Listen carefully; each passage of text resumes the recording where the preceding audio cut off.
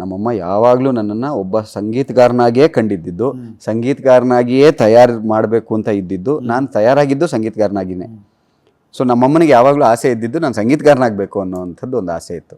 ಅದಕ್ಕೆ ವ್ಯತಿರಿಕ್ತವಾಗಿ ನಾನು ಆ್ಯಕ್ಟರ್ ಅಂತ ಅದೇ. ಬಟ್ ದೆನ್ ನಮ್ಮಮ್ಮನಿಗೆ ಒಂದು ದೊಡ್ಡ ಗುಣ ಏನಂತಂದರೆ, ನೀನು ಏನನ್ನೇ ಮಾಡು, ಕರೆಕ್ಟಾಗಿ ಮಾಡು, ಅರ್ಧಂಬರ್ಧ ಮಾಡಬೇಡ, ಹಾಫ್ ಹಾರ್ಟೆಡಾಗಿ ಮಾಡಬೇಡ.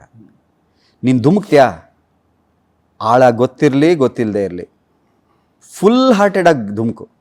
ಏನು ಮಾಡಿದ್ರು ಕರೆಕ್ಟಾಗಿ ಮಾಡು, ಏನು ಮಾಡಿದ್ರು 100% ಮಾಡು ಅಂತ. ಅಷ್ಟು ಕಾನ್ಫಿಡೆನ್ಸ್. ಅವಾಗ ಹೇಗಿತ್ತು?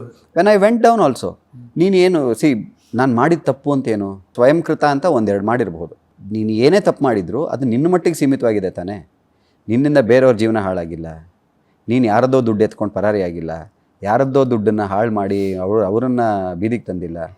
So you have nothing to worry about, you have nothing to be ashamed of. ಮರ್ಯಾದೆ ಹೋಗುವಂಥ ಕೆಲಸ ಮಾಡಿಲ್ಲ, ಪ್ರಾಣ ಹೋಗುವಂಥ ಕೆಲಸ ಮಾಡಿಲ್ಲ, nothing to be ashamed of.